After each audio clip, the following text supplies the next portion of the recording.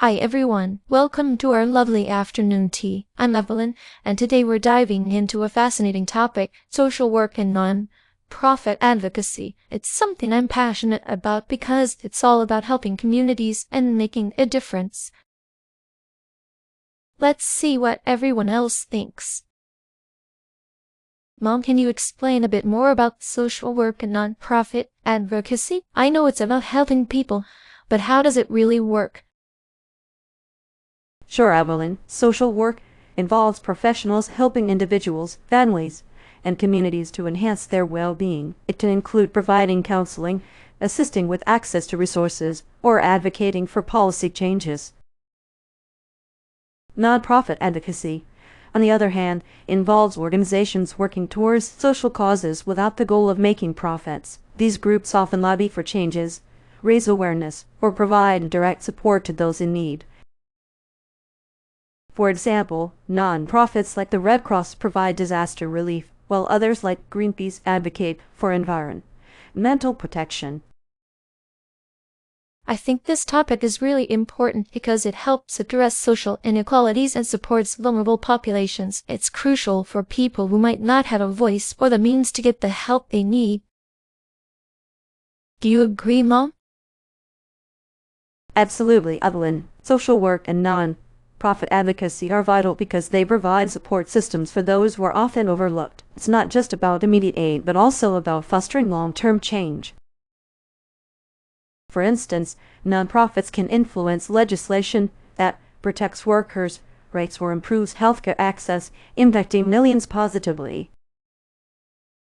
For me, social work is inspiring because I see how organizations at school, like our community service club, make a real difference. Even small efforts like organizing food drives or volunteering at shelters seem to have a big impact.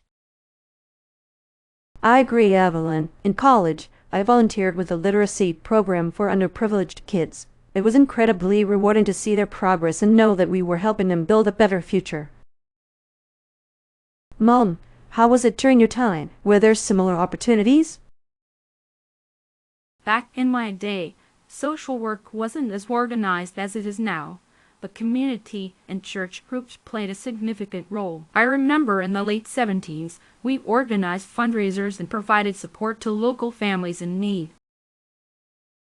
It wasn't as formal as today's non-profits, but the sense of community was strong.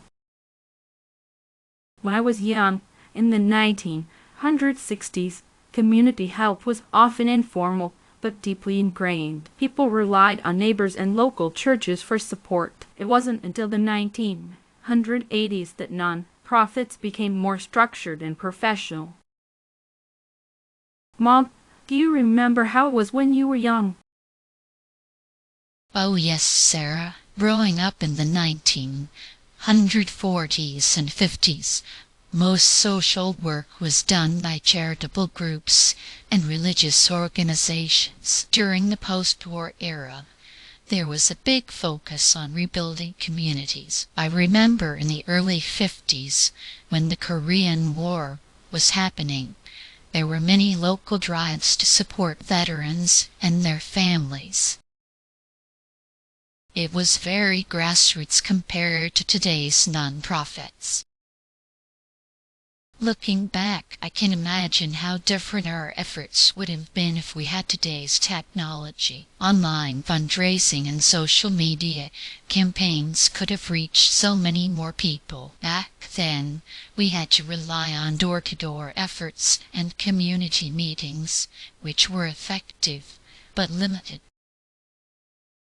That's true, Mom. The internet has really transformed how non-profits operate. If we had had such tools back in the 80s, our outreach would have been much more extensive. We did a lot of phone banking and mailing lists, which took a lot of time and resources.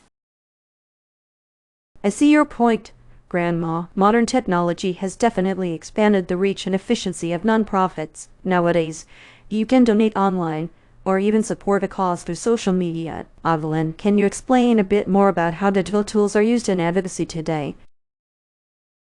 Sure, Mom. Today, nonprofits use social media to raise awareness, crowdfunding platforms to collect donations, and websites to provide information and resources. For example, a viral hashtag campaign can bring global attention to an issue almost overnight.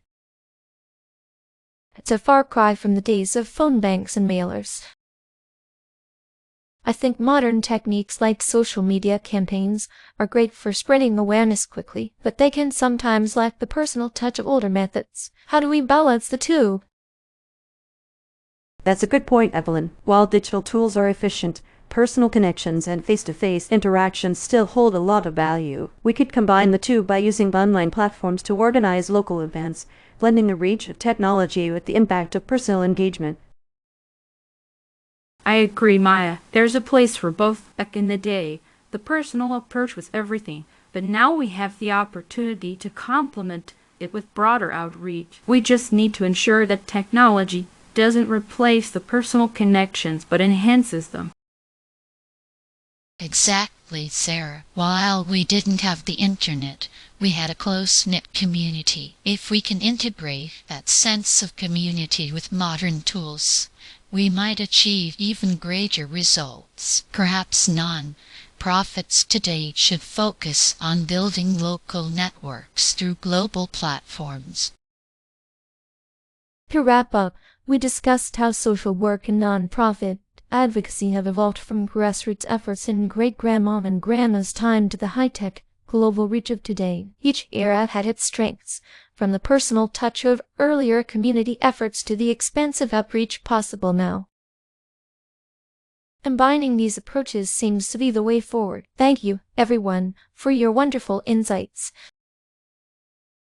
And thank you all for joining us today. We hope you found our discussion on social work and non-profit advocacy as enlightening as we did. See you next time.